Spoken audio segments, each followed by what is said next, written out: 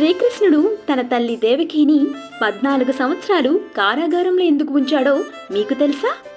శ్రీకృష్ణుడు కంసుని సంహరించిన వెంటనే తన తల్లిదండ్రులైన దేవకి వసుదేవులను విడిపించడానికి వెళ్తాడు.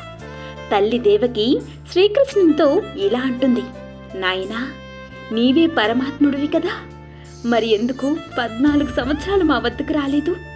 ఇన్ని రోజులు మాకెందుకు దూరంగా ఉన్నావు కృష్ణ? ఎప్పుడో కంసుని చంపి మమ్మల్ని విడిపించొచ్చు కదా అని అంటోంది. దానికి శ్రీకృష్ణుడు, అమ్మా, నన్ను క్షమించు. నీవు గత జన్మలో కైకేయివి. 14 సంవత్సరాలు శ్రీరాముడైన నన్ను వనవాసం పంపించావు. అందుకే ఇన్ని సంవత్సరాలు వేచి ఉండాల్సి వచ్చింది అని అంటాడు. దేవకి ఆశ్చర్యపోయి, మరి ఈ జన్మలో కౌసల్య ఎవరి కృష్ణ అని అడుగుతుంది. ఇంకెవరమ్మా, నన్ను పెంచిన యశోదమ్మ తల్లి. గత జన్మలో 14 సంవత్సరాలు ఆమెని నువ్వు తల్లి ప్రేమకు దూరం చేశావు కాబట్టి ఆ మాతృత్వం ఆమెకి ఈ జన్మలో కలిగింది.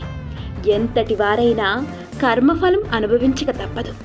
మానవులైనా దేవుడైనా కర్మ నుంచి తప్పించుకోలేరు అని శ్రీకృష్ణుడు అంటాడు. అందరూ చెప్పండి, జై శ్రీకృష్ణ అని. ఈ వీడియో నచ్చినట్లయితే లైక్ చేయండి, షేర్ చేయండి, సబ్స్క్రైబ్ చేసుకోవడం మాత్రం మర్చిపోకండి.